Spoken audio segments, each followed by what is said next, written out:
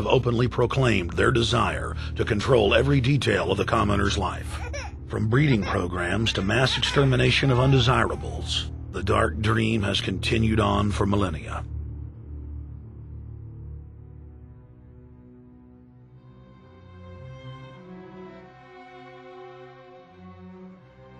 The scientific rationale for tyranny has always been attractive to elites because it creates a convenient excuse for treating their fellow man as lower than animals. Robert Thomas Malthus, famous for saying that a mass food collapse would be helpful because it would wipe out the poor. His fictional scenario would later be called a Malthusian catastrophe. Malthus is important because his ideas led to the rise of a new scientific field that would dominate the course of human history for the next 200+ years. Charles Darwin, an admirer of the Malthusian catastrophe model, developed the theory of evolution, its chief tenet being the survival of the fittest.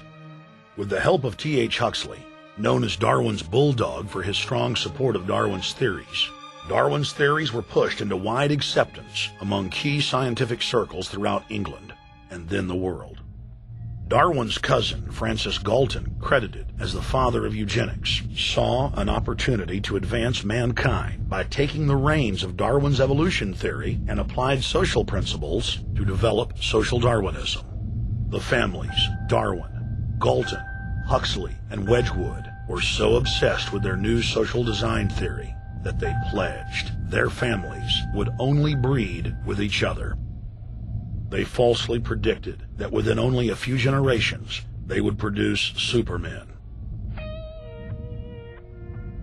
The emerging pseudoscience was only codifying the practice of inbreeding, already popular within elites for millennia. The four families experiment was a disaster. Within only 2 generations of inbreeding, close to 90% of their offspring either died at birth or were seriously mentally or physically handicapped. The moneyed class of the planet, and particularly the royal families of the world, who were already obsessed with breeding and filled with a predatory disdain for the underclass, seized on the new science and began aggressively enforcing its aims worldwide.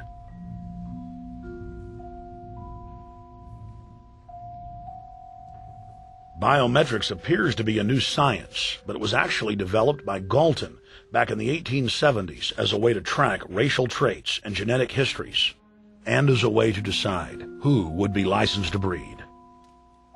In 1904, the Cold Springs Harbor Research Facility was started in the United States by eugenicist Charles Davenport with the funding of prominent robber barons Carnegie, Rockefeller, and Harriman. In 1907, the first sterilization laws were passed in the United States. Citizens with mild deformities or low test scores on their report cards were arrested and forcibly sterilized. You're 17, aren't you, Alice? Yes, but what have you done with my folks? Well, we're trying to help them, Alice, and you too. They were taken to the hospital this afternoon. Hospital? Wasn't none of them sick this morning? We thought it necessary to present your family's case to the State Medical Commission. After an examination, they decided there was but one important action to take: to have your entire family sterilized. Why, what's that? I don't know what you're talking about. Now, in this state, we have a law which provides for such people to have an operation so there won't be any more children. I see. Now, we've placed your brothers in institutions where they'll be properly cared for. You can go back to your job soon. I'll arrange to have it held open for you. But I'm keeping my job. I'm not going anywhere. Now, you're going to the hospital too, Alice. And you mean they're going to stop me from having children ever? Exactly. I'm all right, I tell you. I won't go to any hospital. We don't want any trouble with you, young woman. If you refuse to go, the officer here will take you by force.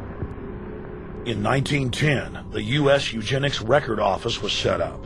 By then, the British had created the first network of social workers, expressly to serve as spies and enforcers of the eugenics race cult that was rapidly taking control of Western society.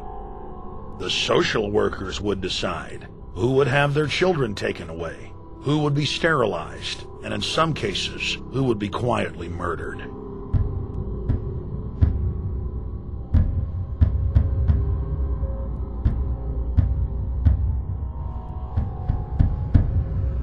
In 1911, the Rockefeller family exports eugenics to Germany by bankrolling the Kaiser Wilhelm Institute, which later would form a central pillar in the Third Reich.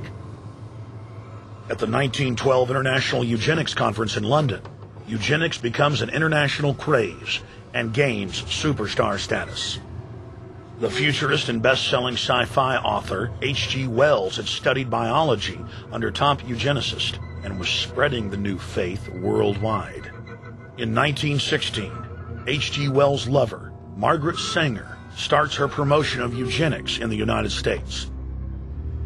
In 1923, Sanger receives massive funding from the Rockefeller family.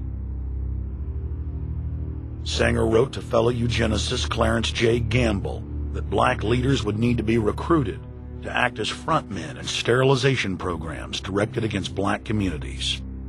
In 1924, Hitler pens Mein Kampf, or My Struggle, and credits U.S. eugenicists as his inspiration. Hitler even wrote a fan letter to American eugenicist and conservationist Madison Grant, calling his race-based book, The Passing of the Great Race, his Bible. Hitler developed the plan for mass extermination of the Jews and what he called other sub-races, as well as the handicapped, from Grant. By 1927, eugenics hit the mainstream. The so-called science was aggressively pushed through contests at schools, churches, and at state fairs.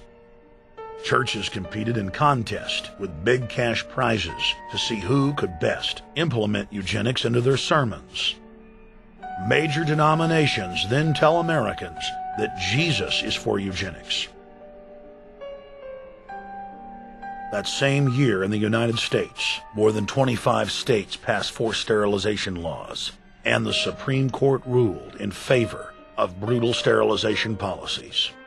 When Hitler came to power in 1933, one of his first acts was to pass national eugenics laws, modeled after laws in the United States.